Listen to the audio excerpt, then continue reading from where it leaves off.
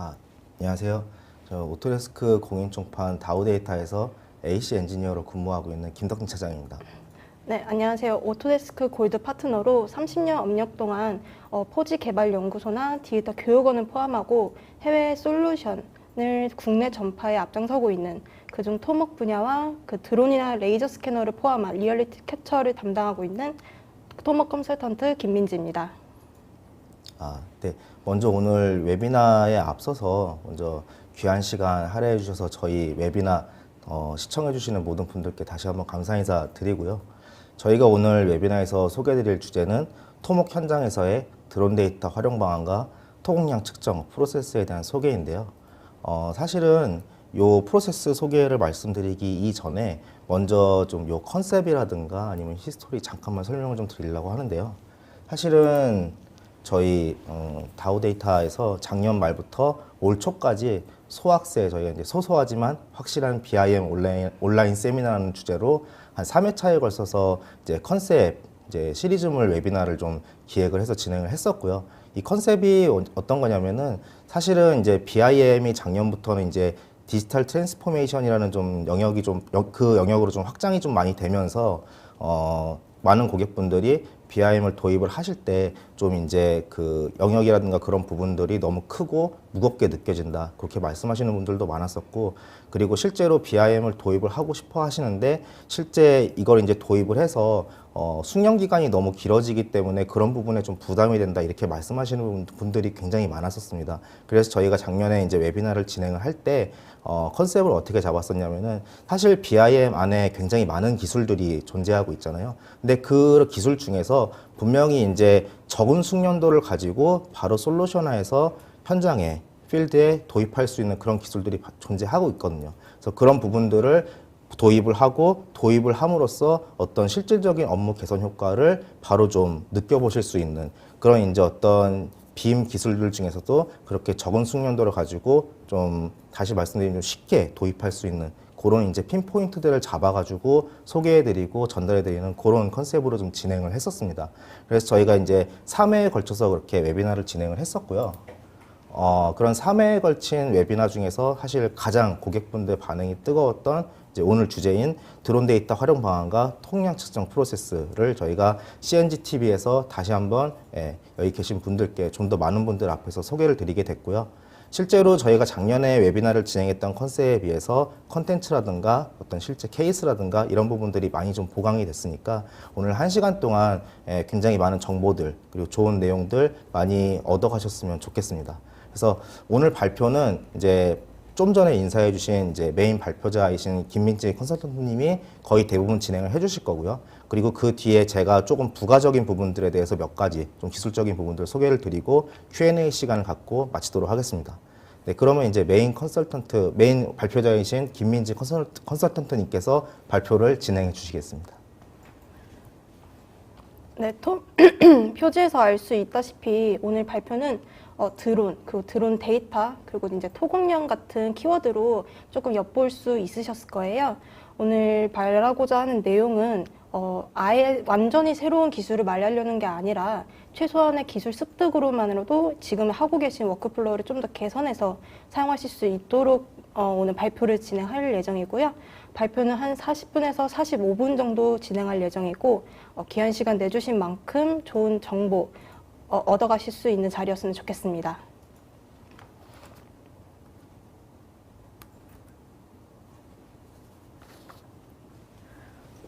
네, 실질적인 드론 활용에 앞서서 근데 국내 동향에 대해서 간단하게 살펴보자면 전 세계적으로 드론에 관심이 높아지고 있고 그 시장도 점차 확장되는 거를 몸소 실감 느끼고 있으실 거예요. 네, 우리나라 건설 산업이 공공사업 위주로 진행되다 보니까 국가 정책에 많은 영향을 받고 있는데요. 지난 2018년 국토교통부에서 발표한 스마트 건설 기술 로드맵에는 드론과 관련된 내용이 많이 포함되어져 있습니다. 네, 오늘 2025년까지 설계와 유지관리 부분에서 드론 측량과 드론을 통한 점검, 이렇게 시행하는 것이 정부 계획으로 이미 발표가 되어져 있고 이러한 정부의 움직임에 발맞춰서 범국가적으로 많은 건설사에서 보다 활발한 드론 도입과 확산에 관심이 높아지고 있습니다. 그러면서 드론의 산업적 중요성과 시장 규모도 날로 커지고 있죠. 이렇게 건설 산업에서 드론은 스마트 건설 기술을 말할 때 빼놓을 수 없는 화두가 되었는데요.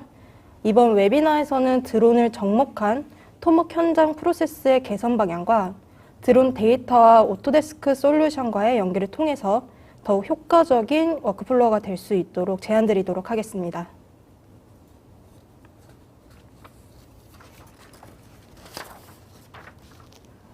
네. 토목 현장의 프로세스 개선 방향의 4가지 토픽은 이렇게 되는데요. 하나씩 자세히 설명을 드리자면 드론이 건설 현장에서 어떻게 사용될 수 있는지에 대해서 정확히 말씀드리도록 하겠습니다. 네, 아직까지도 현장에서는 사람이 일일이 측량 기기를 들고 다니면서 그것도 2인 1조로 측량을 하는데 최소 3일에서 4일 정도 소요가 되고 있습니다. 이후 발주처와 시행사 그리고 협력업체가 서로 측량 데이터를 믿지를 못하는 거예요. 그래서 이제 2중, 3중으로 현장에서 측량을 다시 반복적으로 하고 있는데요. 이러한 과정으로 인해서 최종 측량 데이터를 얻는 데까지 최소 5일에서 열흘까지 걸린다고 합니다. 하지만 드론으로 하게 되면은 하루면 측량부터 측량 데이터 획득까지 충분히 가능하게 됩니다.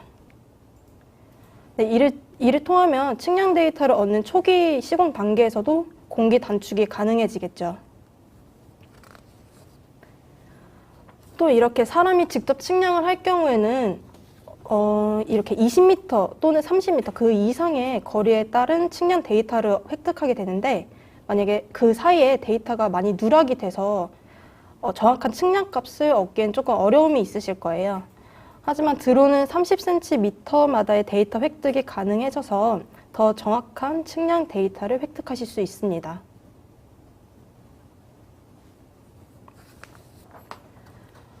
이렇게 측량 데이터를 대체해서 사용할 수 있다라고 말씀을 드리면 그래서 드론 데이터가 얼마나 정확한데?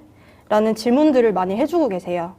근데 항공에서 데이터를 얻기 때문에 날씨나 밝기, 그 캡처하는 그 환경에 따라서 많은 정확도가 차이가 나긴 하지만 그중 비행 고도에 따른 차이가 가장 큰 요인으로 작용됩니다.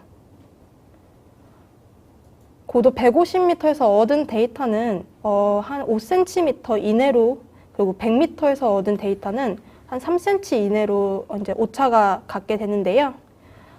한국국토정보공사인 LX에서는 이미 2016년부터 드론 측량 효과를 입증을 했었고 그런 데이터를 축적해온 사례가 있으며 이 정확도를 바탕으로 국토지리정보원에서는 수치 지형도를 제작하는 등의 활동을 하고 있습니다.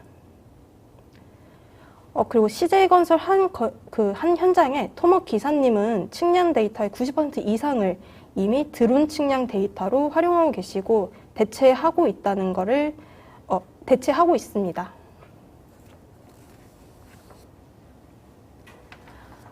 네, 실제 현장에서는 국토지리정보원에서 제공하는 항공 사진이나 구글 맵, 심지어 네이버 지도로 현장 주소를 검색하셔서 지금 그 지형이 어떻게 됐나 이를 파악하고 계실 거예요. 아니면 그런 사진에 따라서 설계 지시를 내리기도 하시죠. 네, 이것은 실시간 데이터가 아니기 때문에 막상 실제 현장과는 달라서 많은 당황을 하고 계신다고 하더라고요.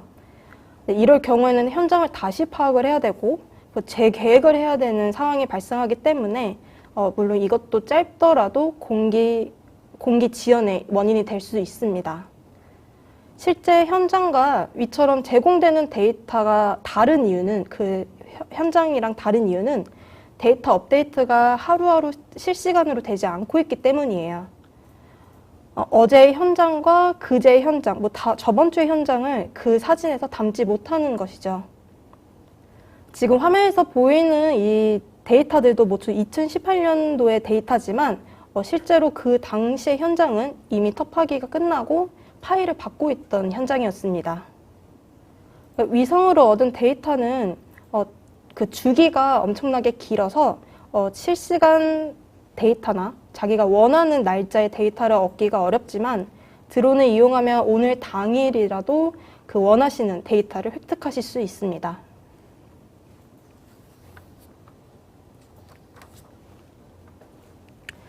마지막으로 더 넓은 시야를 한눈에 볼 수 있다는 점인데요.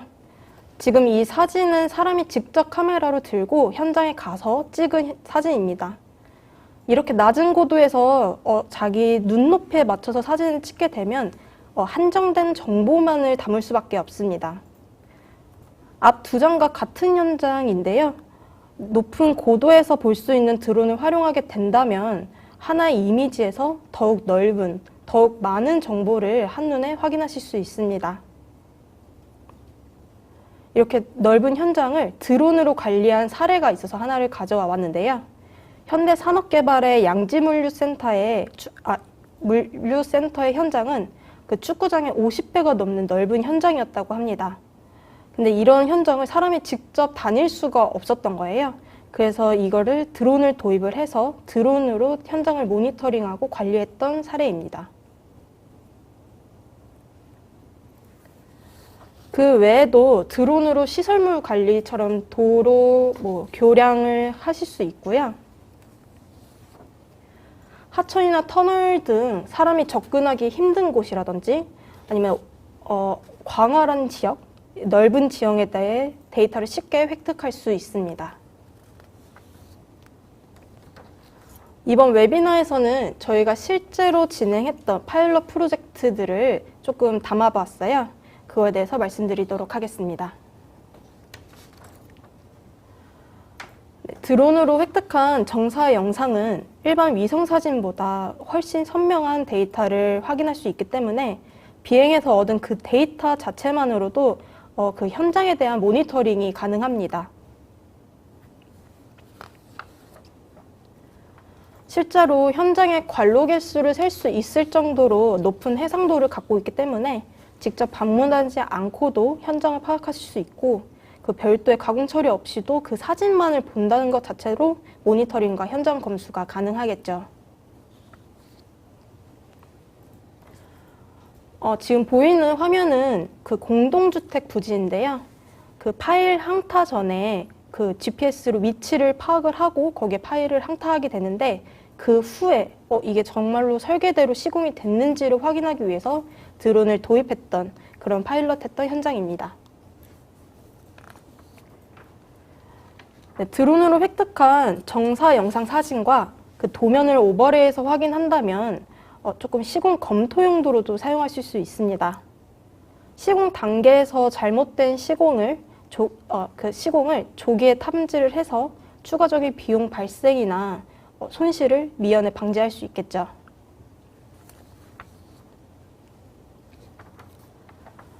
네, 한 가지 경계석을 예로 들자면 경계석 설치를 잘못하게 되면 그 경계석을 깨부시고 다시 배치하고 시멘트를 다시 부어서 굳히는 그런 재시공을 하게 되면 거기에 투자되는 인력이라든지 비용, 시간 또는 토지의 추가적인 매입이 필요하실 수도 있어요.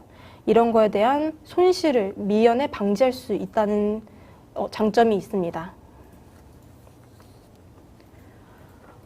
위 창성건설 현장은 드론을 활용해서 현장을 모니터링 했던 현장이고요. 또는 지금 보이시는 기둥을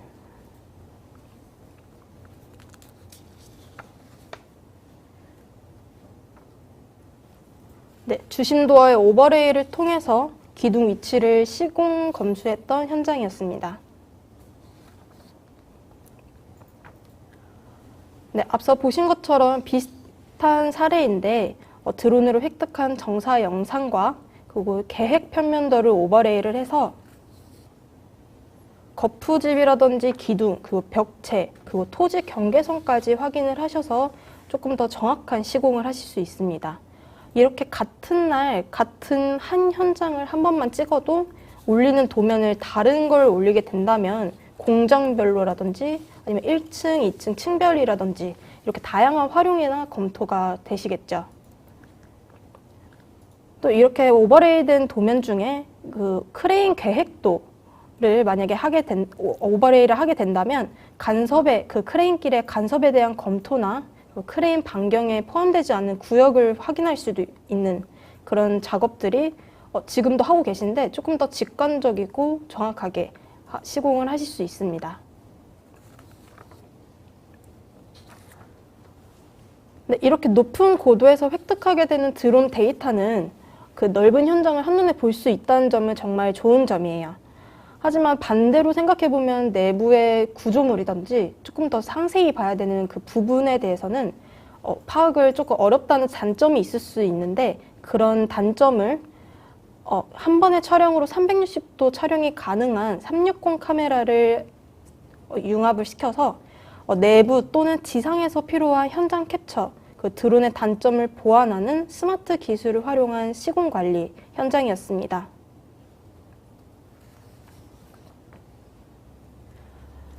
네, 이렇게 드론으로 획득한 정사 영상에 360 카메라 이미지를 삽입을 하시는 거예요. 그러면 항공에서 얻을 수 있는 전체 사진이랑 지상에서 얻을 수 있는 부분 사진 또는 상세 사진을 같이 확인할 수 있는 사례였습니다.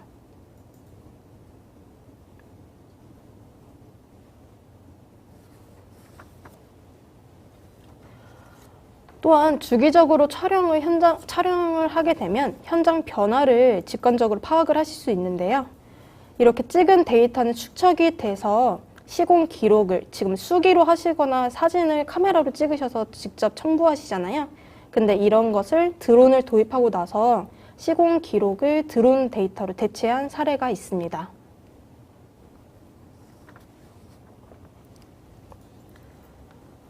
그 외에도 높은 위치에 있는 드론으로 조감도 뷰를 획득하거나 또는 5층의 조망권을 예측하고 싶을 때 5층 높이로 드론을 비행을 하시는 거예요. 그 다음에 360도를 돌아본다거나 모델을 얹어서 보시게 된다면 조금 더 사실적인 렌더링 효과를 얻을 수 있습니다.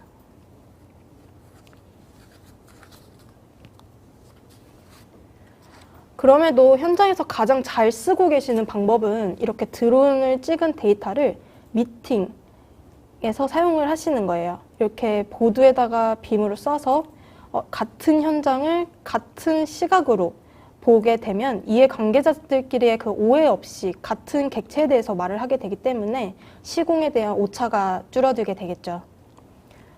이처럼 앞서 보신 내용들은 이미 그 건설 현장에서 활발하게 사용 중인 사례이고 이미 많은 건설사에서 활용 중에 있습니다. 네, 지금까지 사례를 말씀드렸으면 다음으로는 드론 데이터의 오토데스크 솔루션을 연계해서 조금 더 활용할 수 있는 워크플로우에 대해서 설명드리도록 하겠습니다. 먼저 드론을 통해 항공사진 데이터를 획득한 후에 오토데스크사의 리캡 포토 또는 픽스포드나 엔젤 스윙 등의 매핑 플랫폼을 통해서 데이터를 정합 처리를 하게 됩니다. 이 작업이 완료되면 우측에 보이시는 것처럼 여러 가지 포맷의 데이터를 추출할 수 있는데요. 이 데이터는 크게 4가지로 추출이 됩니다. 좌측 상단부터 시계 방향으로 보시면 항공 사진이 이제 직교 모드로 정합되어져 있는 정사 영상 데이터와 그리고 3D 데이터인 포인트 클라우드, 그리고 3D 메쉬, 그리고 수치 표면 모델로 추출이 됩니다.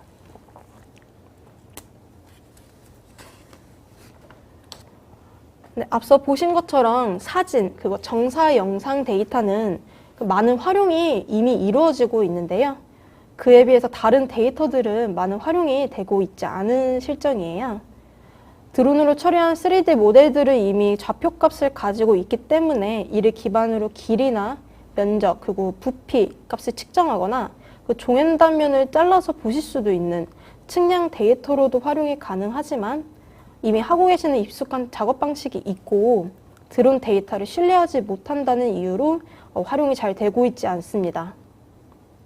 그래서 오늘은 드론으로 획득한 3D 데이터를 기존의 방식에 접목을 시켜서 좀 더 효과적인 활용이 될 수 있도록 그런 워크플로우를 제안해 드리려고 합니다.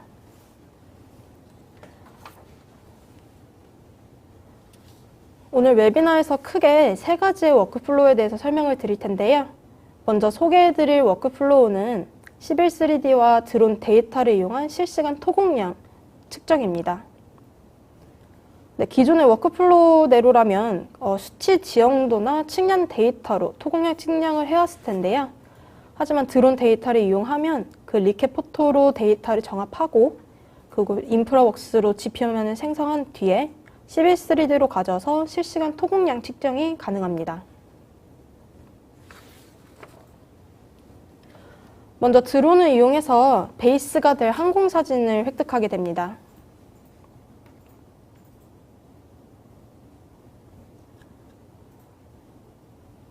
그 후에는 이제 오토데스크사의 리켓 포토에서 획득한 항공사진 데이터를 정합 처리하게 되는데요.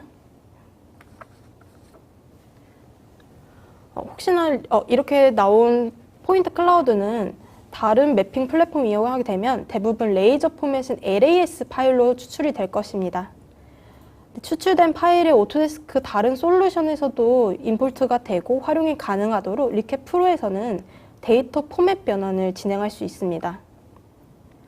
또 포인트 클라우드에 특화된 솔루션인 만큼 그 포인트 클라우드를 추가하거나 편집하거나 또는 그 사용자가 원하는 뷰의 그 리미트 박스를 사용하고 그리고 길이나 부피 등을 측정할 수 있는 기능을 갖고 있습니다. 이렇게 리켓 프로로 변환된 RCP 파일은 이 포맷은 하단의 오토데스크 많은 제품들의 임포트가 돼서 다양하게 활용이 가능합니다. 11.3D를 사용하고 계신 분들은 측량 포인트 데이터로 그 지표면을 생성하는 작업을 이미 하고 계실 거예요. 그럼 왜 11.3D로 포인트를 갖고 와서 바로 거기서 지표면을 생성하면 되지 왜 인프라웍스를 한 번 더 거쳐야 되나 이렇게 생각하실 수 있으실 것 같아요. 근데 드론으로 지금 보이시는 점은 한 200개 정도 될 텐데 드론으로 획득한 데이터는 수만 개, 수십만 개 이상이기 때문에 그 11.3D로 그 포인트를 갖고 와서 지표면을 생성하기에는 너무 무겁고 느리고 심지어 프로그램이 다운되는 그런 문제에 대해서 많이들 문의를 주고 계십니다.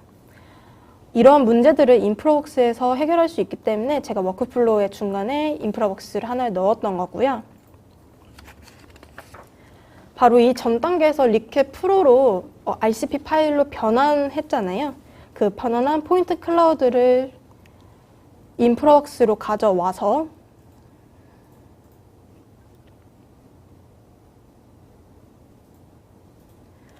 네, 11.3D보다 조금 더 빠르고 가볍게 지표면을 생성하실 수 있습니다.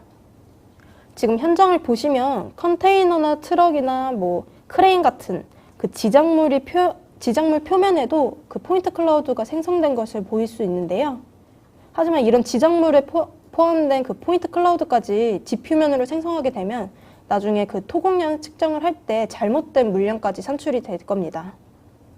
그래서 인프라웍스에 포인트 클라우드 터레인 기능을 이용해서 지작물이 제외된 순수 지표면을 생성하게 되고요. 지금 보시면 건물에 해당되는 포인트 클라우드는 무시가 되고 순수 지표면에 해당되는 그 지표면 표면에만 생성된 것을 확인하실 수 있습니다. 이렇게 인프라웍스에서 쉽고 빠르게 생성된 지표면은 이제 11.3D를 갖고 오실 수 있어요. 좌측 상단은 11월 모델이고 하단은 이제 그 다음에는 1월 모델인데요. 두 개의 토공의 변화가 있는 것을 확인하실 수 있습니다.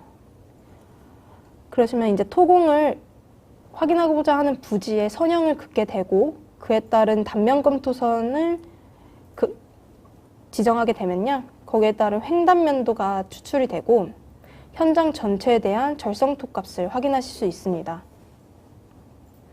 또한 이렇게 생성된 횡단 뷰를 자동으로 테이블로 생성을 해서 수치화된 절성토 값을 확인할 수가 있고 현장 전체에 대한 총 토공량까지 자동으로 생성할 수 있습니다. 이 모든 데이터는 엑셀로 내보내기가 가능하기 때문에 물량 산출에 네, 활용하실 수가 있겠죠. 지금 하고 계신 토목량 산출 워크플로우에 그 더욱 정확한 드론 데이터를 접목을 시켜서 토목 현장에서 가장 중요한 토량에서의 오차를 줄일 수 있도록 활용할 수 있습니다. 네. 그리고 추가로 시빌 3D 활용한 몇 가지 작업 방식 좀 소개해 드리려고 하는데요.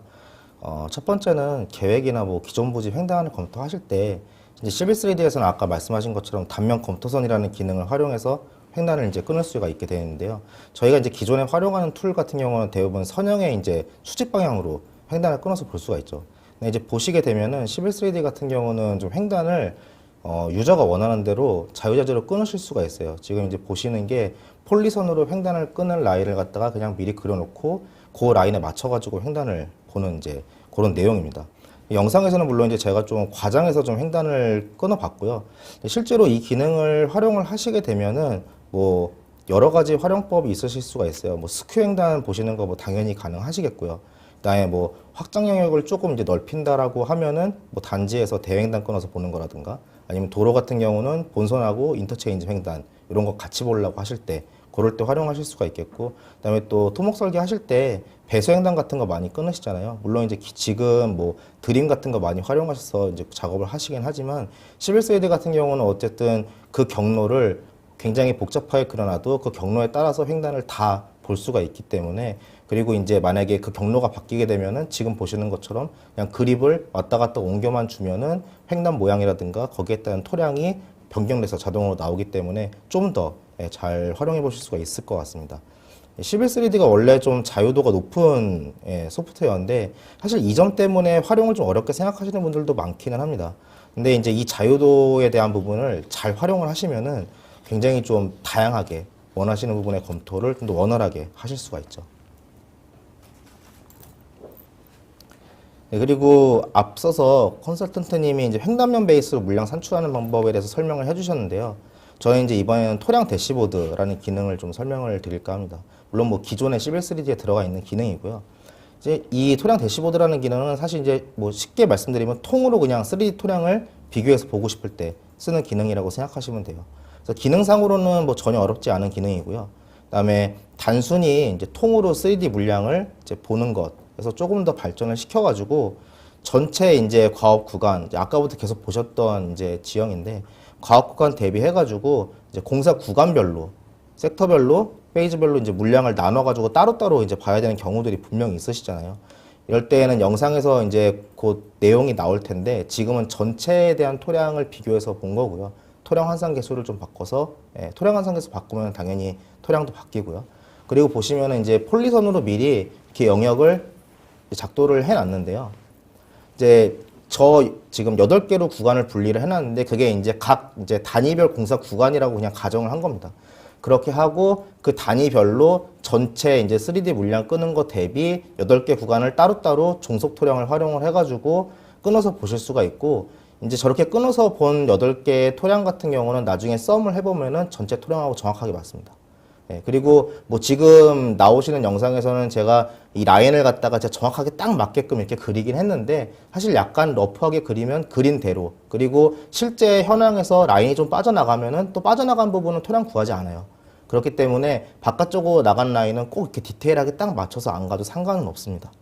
그래서 실제로 시빌 3D를 활용하시는 분들 중에 주로 이제 뭐 준설이나 항만 호환 쪽 이런 쪽에 토량 같은 거 이제 기존 2D 물량이랑 비교해서 3D 물량 보시는 그런 쪽에서는 실제로 이 토량 대시보드 기능을 좀 많이 쓰고 계시고요. 그리고 저렇게 공사 구간을 나눠서 보시는 작업들을 많이 하고 계십니다. 그래서 이렇게 비교를 하게 되면은 기존에 2D로 구했을 때 물량 대비 저렇게 3D로 물량을 구했을 때 이제 거기에 대한 리포트라든가 비교 자료로서 굉장히 잘 쓰실 수가 있겠죠.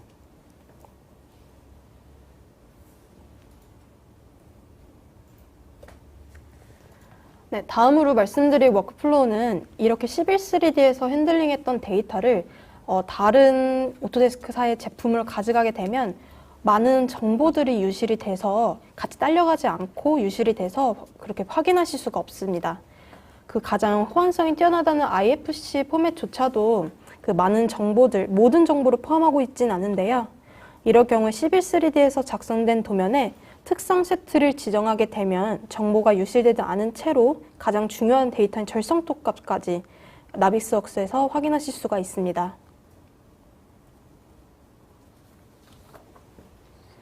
네, 이 영상은 지금 11.3D에서 절성토 값을 각각 솔리드를 추출한 후에 솔리드의 절성토 값을 다시 입력해주는 작업인데요. 보시면 11.3D 데이터라는 특성 탭을 만들어서 그 안에 솔리드 3D, 즉 볼륨 값을 지정하게 됩니다.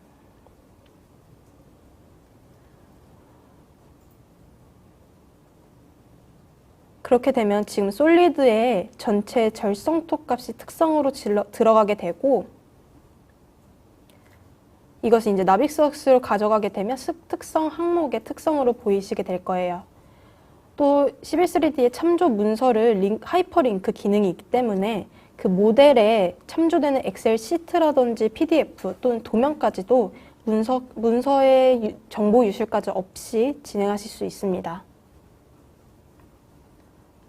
아까 특성 세트 항목을 넣었던 모델을 갖고 와서 특성 항목 탭을 보게 되면 11.3D 데이터라는 특성 항목 탭이 생겼고 그 안에 볼륨 값을 확인하실 수 있고요. 아까 첨부했던 하이퍼링크 도면을 동시에 확인하실 수가 있습니다.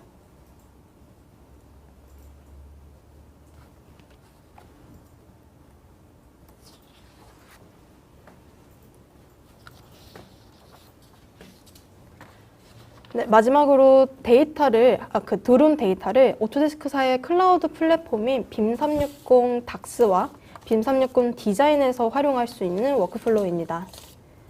먼저 빔360 닥스에 이제 컴페어 기능이 있는데요. 이 컴페어 기능으로 DWG와 DWG 또는 PDF와 PDF 비교가 가능합니다.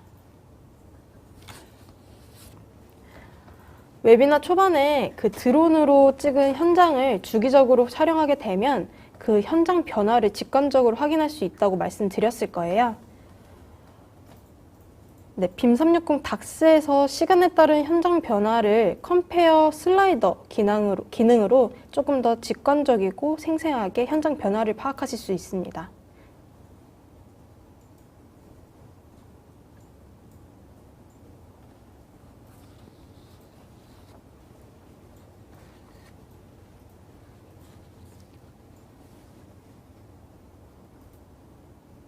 네, 앞서 보셨던 거는 PDF와 PDF의 컴페어 기능을 사용했던 활용이었고, 이번은 이제 DWG와 PDF를 오버레이 해서 보는 장면인데요.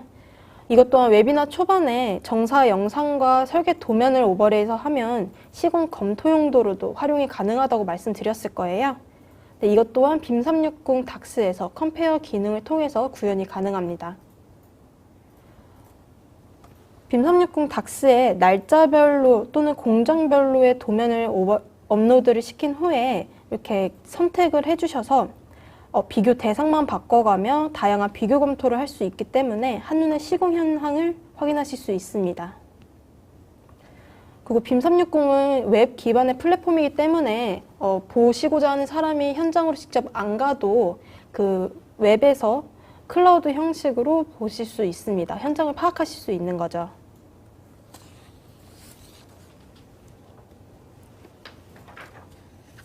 네. 요번에 설명드릴 플로우는요. 11.3D 경우에는 작업을 하게 되면은 모두 이제 한 파일에 다 바인드 돼가 저장이 되기 때문에 작업을 하게 될수록 용량이 사실 굉장히 커지게 되거든요. 근데 그거를 이제 CAD의 XREF처럼 외부로 좀 빼내고 링크화 시켜서 데이터 용량을 좀 줄여서 모델링 작업을 할 수 있는 방법이 있는데, 그건 저희가 이제 DREF라고 부르고 있는데, 요번에 이제 11.3D에서 업데이트된 빔360 디자인과의 연계 작업 프로세스를 좀 활용해서 그런 프로세스를 보실 수가 있습니다. 그래서 빔360의 데이터를 저장을 하고 그 저장된 데이터를 참조 개념으로 11.3D에 불러와서 모델링 작업을 진행하는 프로세스를 지원을 하고 있고요. 뭐 디테일한 작업 방식에 대해서는 시간 관계상 말씀드리지는 않겠는데, 기존의 이제 레빗 같은 경우는 중앙화 협업 프로세스가 굉장히 잘 갖춰져 있죠. 사실 근데 11.3D 같은 경우는 이런 협업 프로세스가 굉장히 힘들기 때문에 거의 한 명이 모든 작업을 다 수행하는 경우가 많았습니다. 그래서 근데 이번에 이제 이 빔360과 11.3D가 이제 DRF 방식의 협업 방식을 통해서 이제 앞으로는 11.3D도 한 명에서 모든 업무로드를 다 떠맡게 되는 게 아니고 분야별로 좀 작업을 나눠서 협업을 할 수가 있게 되었고요. 그리고 빔 360을 베이스로 작업을 하게 되면은 일단은 파일 자체 용량도 많이 줄어듭니다. 참조를 뺐기 때문에. 그래서 이 케이스 같은 경우는 예, 전체 이제 그냥 바인드 시켜서 작업을 했을 때 용량의 58%까지 용량 다운이 되는 것을 확인을 할 수가 있었고요. 그리고 빔 360을 저장 공간으로 쓰기 때문에 빔 360의 장점인 어떤 프로젝트 매니지먼트 단위의 파일 리비전이나 히스토리 관리가 같이 동시에 좀 진행하기 쉽겠죠. 어차피 나중에 뭐 BIM 프로젝트를 수행하시게 되면은 사실은 뭐 지금 해외 프로젝트 같은 경우 거의 이걸 도입을 하고 있지만 CD라는 개념이 굉장히 중요한데 사실 이게 작업자 입장에서는 로컬에서 작업을 하고 또 CD에 업로드하고 이런 이중의 불편함이 좀 있을 수가 있는데요.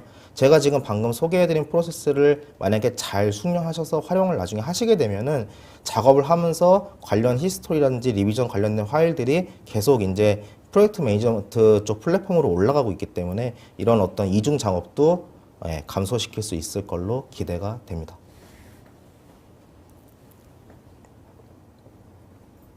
네, 준비한 내용은 여기까지인데요. 일단 저는 오늘 웨비나를 통해서 크게 세 가지를 전달해 드리고 싶었습니다. 드론 데이터를 별도의 소프트웨어, 그러니까 플랫폼 없어도 이미 갖고 계신 오토데스크 제품을 이용해서 충분히 활용할 수 있다는 점과 그리고 더 정확한 데이터인 드론 데이터로 작업 방식이 완전히 벗어나지가 않고 익숙한 작업 방식에서 활용할 수 있다는 점, 그리고 마지막으로 드론으로 데이터 획득부터 데이터 핸들링까지 어려움 없이 쉽게 운영이 가능하다는 점입니다. 이미 전 세계적으로 건축, 건설 분야에서 드론의 도입과 확산이 이루어지고 있는 만큼 국내 토목 분야에서도 드론의 활발한 사용, 도입 이런 거는 머지않은 이야기이고 몇몇 업체는 이거에 앞서서 이러한 기술을 이미 실무에 적용하고 있습니다.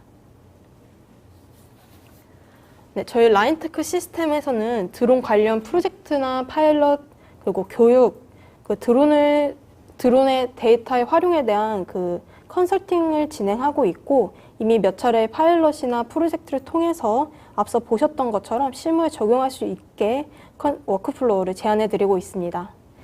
오늘 귀한 시간 내서 웨비나 들어주셔서 너무 감사드리고요. 많은 도움이 되셨으면 좋겠습니다. 감사합니다. 네, 지금 채팅창에 올려주신 분도 있으신데요. 이제 Q&A 받도록 하겠습니다. Q&A 올려주세요.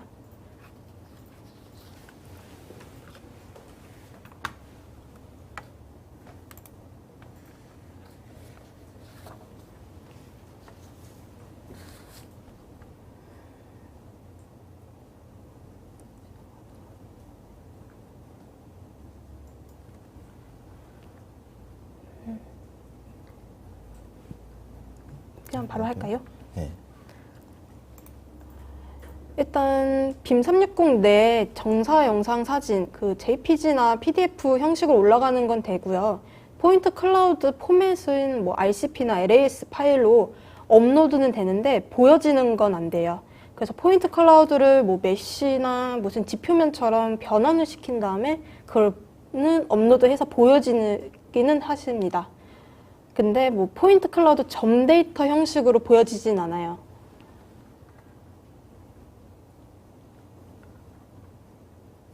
그리고 이제 빔 360은 인프라웍스 작업을 건너뛰는 것인지 여쭤보신 분이 있으신데요. 사실 빔 360 같은 경우는 오토데스크 내 어떤 솔루션에서도 다 데이터를 양방향으로 이렇게 활용을 하실 수가 있기 때문에 빔 360은 일단은 중간중간에 작업을 하시면서 중간중간에 데이터를 그쪽에 업로드해서 같이 이제 그 프로젝트에 포함되신 분들이랑 같이 이제 쉐어해서 보는 거라고 생각하시면 될 것 같고요. 방금 전에 이제 말씀 주신 것처럼 이제 포인트 클라우드 데이터를 갖다가 빔 360에 업로드를 했을 때는 포인트 데이터는 보이지 않기 때문에 주로 이제 정사 영상이나 이런 것들을 드레이핑해서 그렇게 활용해서 보는 프로세스로 많이 활용을 하고 계십니다.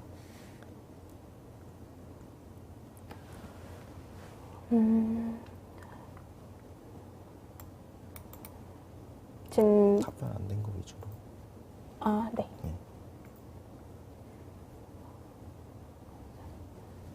사진 촬영을 지속적으로 하면 이전과 이후의 변화에 자동으로 피드백 처리가 되는지는 이 부분은 어떤 같은 플랫폼에 업로드를 하셔서 비교할 수 있는 거지, 뭐, 오토데스크 제품 안에서 어디가 변하고 이런 거에 대한 그 피드백 처리는 되지 않고 있습니다.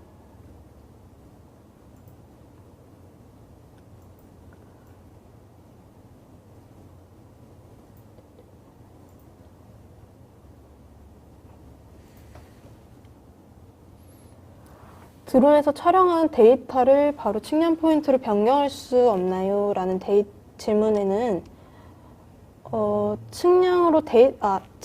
드론으로 촬영한 데이터가 정화 프로세싱을 거치지 않으면 데이터가 일단 나올 수가 없잖아요. 그래서 그거를 일단 매핑 플랫폼을 통해서 정합 처리를 한 후에 나오는 포인트 클라우드를 거기는 이제 3D 좌표값이 다 있으니까 그것을 이제 측량 포인트로 사용하실 수는 있을 것 같아요. 인프럭스에서 지정물 필터링은 영상이 조금 업로드가 되면은 그걸 다시 돌려보시면 될 텐데, 인프럭스에 포인트 클라우드 터레인이라는 기능이 있어요. 그쪽에서 이제 그라운드에 대한 옵션 값을 설정을 한 다음에 한 번 더 돌리게 되면 한 2분 내지로 다 되거든요. 그러면은 이제 지정물 제외한 순수 지표면만 추출이 됩니다.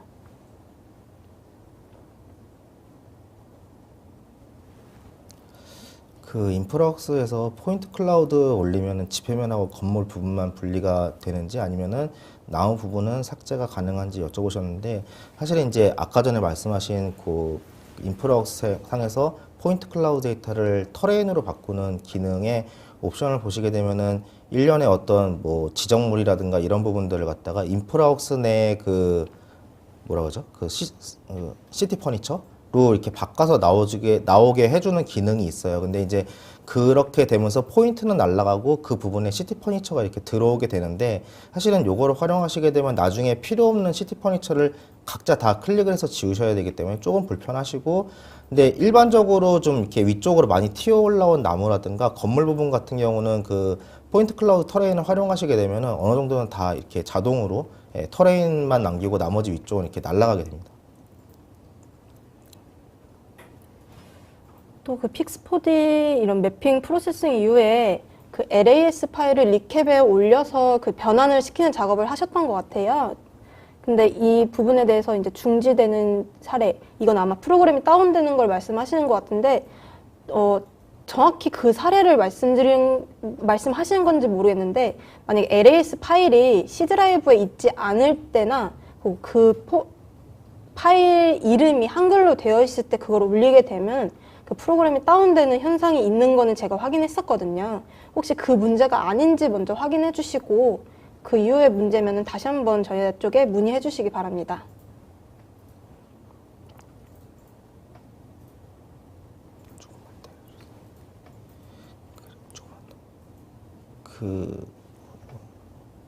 드론 데이터로 통영 산출 과정에서 실무자가 유의해야 될 부분을 좀 몇 가지 픽을 해달라고 질문을 주셨는데요. 실질적으로 이 드론 데이터를 가지고 이제 실제로 지표면화하게 되면은 저희가 소위 말하는 지표면이 좀 튀어 있다거나 이런 부분들이 저희가 11.3D 내에도 인프라웍스 내에서도 그런 부분들을 어느 정도 자동으로 좀 이렇게 정제해주는 기능들이 있기는 합니다만, 그거를 실제로 가져와 보면은 그럼에도 불구하고 좀 튀는 부분들이 나옵니다. 나와서 사실은 드론 데이터를 가지고 토공량 산출을 할 때 사실 가장 이슈가 되는 부분 중에 하나가 이제 예를 들면은 산 쪽에 지형을 찍었는데 사실 드론으로 찍고 그 포인트를 가지고 지형을 만들게 되면은 나무 위쪽에 이제 포인트가 이제 들어가 있기 때문에 저희가 진짜로 필요로 하는 이 지형이 아니고 그 위쪽에 이제 실질적으로 지표면이 작성되거나 이런 부분들이 있거든요. 근데 그런 부분들을 실제로 아까 말씀드린 것처럼 인프라웍스나 11.3D에서 조금 이제 정제를 할 수 있는 기능이 있기는 한데, 솔직히 말씀드리면 100%는 아니에요. 100%는 아니기 때문에 어느 정도 그런 부분들을 잘 다듬어야지 신뢰도 있게 토공량을 구하실 수가 있는 거고, 그래서 사실은 이제 산 같은 경우는 사실 실제 촬영을 하실 때 수풀이 이제 우거지지 않은 그럴 때 기준으로 많이 촬영을 하신다거나 현장마다 좀 적용하는 방법은 조금 다릅니다. 근데 어느 정도의 어쨌든 이게 수작업으로 포인트를 쳐낼 수 있는 기능들도 들어가 있거든요. 이제 그런 것들을 조금 이제 활용을 하실 필요는 있습니다. 일단 픽스4D는 그 드론 데이터를 획득을 해서 그거 이제 항공 사진을 업로드를 해서 그거에 이제 정합 처리를 하게 되는 플랫폼이고요. 리캡은 리캡 프로와 리캡 포토가 있는데 그 중에서 리캡 포토는 그 픽스4D처럼 사진 데이터를 갖고 핸들링할 수 있는 하지만 이제 드론이라든지 카메라 두 가지 부분으로 두 가지의 큰 카테고리로 할 수 있는 플랫폼입니다. 그리고 리캡 프로는 이제 포인트 클라우드를 이제 핸들링할 수 있는 그런 플랫폼이고요. 픽스4D가 조금 더 드론에 조금 적합한 그런 프로그램인 것 같습니다.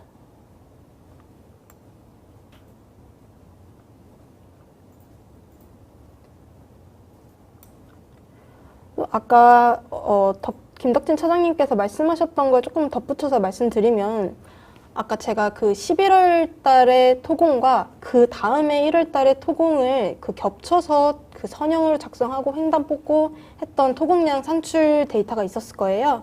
근데 그 단계에서 그 두 개의 대지가 정확히 겹쳐지게 되려면 그 항공 사진을 획득하고 정합 처리를 하는 그 과정에서 그 GCP라는 그 같은 연결고리가 있어야지 완전 정확하게 겹쳐지게 됩니다. 그래야지 들어간 데랑 나온 데가 정확하게 나올 거고, 일단 GCP라는 그 연결고리가 있고 정확한 좌표값을 부여할 수 있는 단계가 꼭 필요하다는 점 말씀드리겠습니다.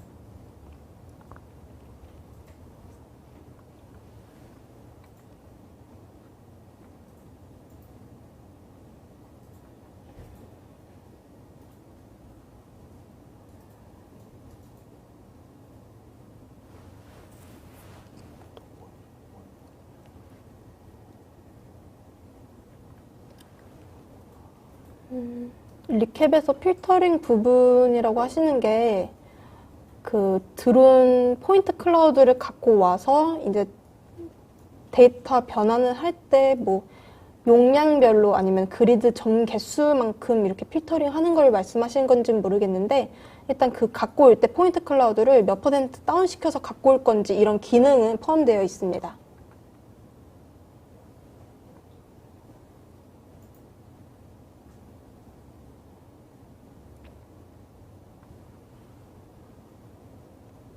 그 GCP 같은 경우는요, 요즘 같은 경우는 좀 도입하시는데 말씀을 좀 들어보면은 주로 이제 그 RTK 수신기 그 달려있는 드론 있잖아요. 그거를 많이 쓰신대요.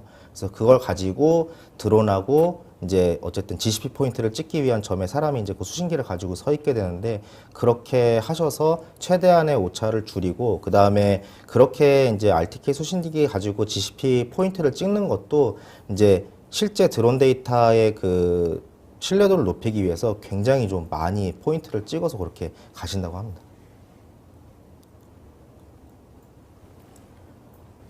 그리고 드론의 종류나 회사마다 측정 데이터 정밀도 그 가이드라인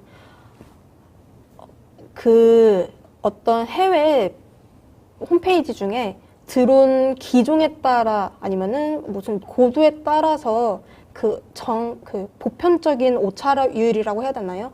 그런 게 기재되어 있는 홈페이지가 있는데요. 그 홈페이지는 아마 프로펠러라는 홈페이지였던 걸로 기억을 해요. 저희 홈페이지에 가시면 저번에 진행했던 웨비나 답변으로 이 가이드라인 홈페이지에 대한 링크가 있는데 그거 한번 참고해 주시면 좋겠습니다.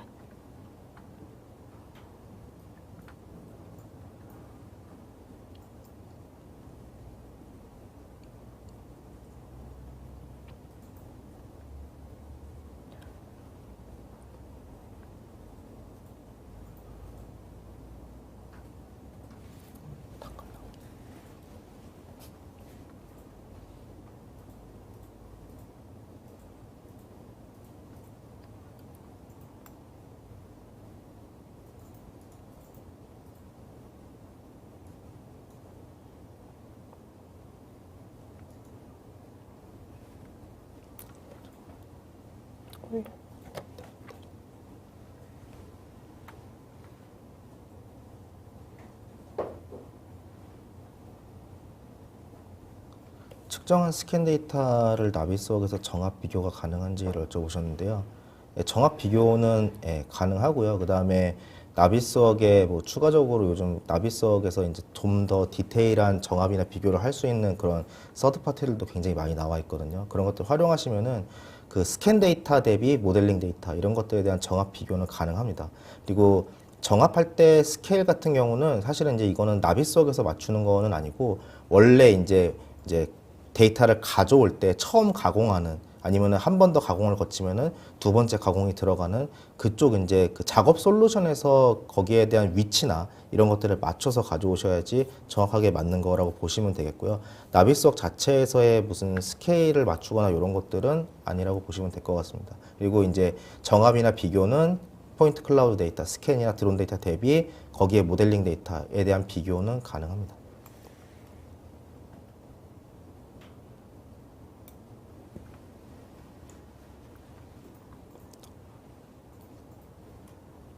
그러면은 웨비나에 진행되는 이제 Q&A는 이 정도로 마무리를 하고 혹시 여기서 이제 저희가 답변을 못 드린 내용에 대해서는 이제 추후적으로 저희가 사무실 복귀해서 이제 순차적으로 답변 드릴 수 있도록 하겠습니다.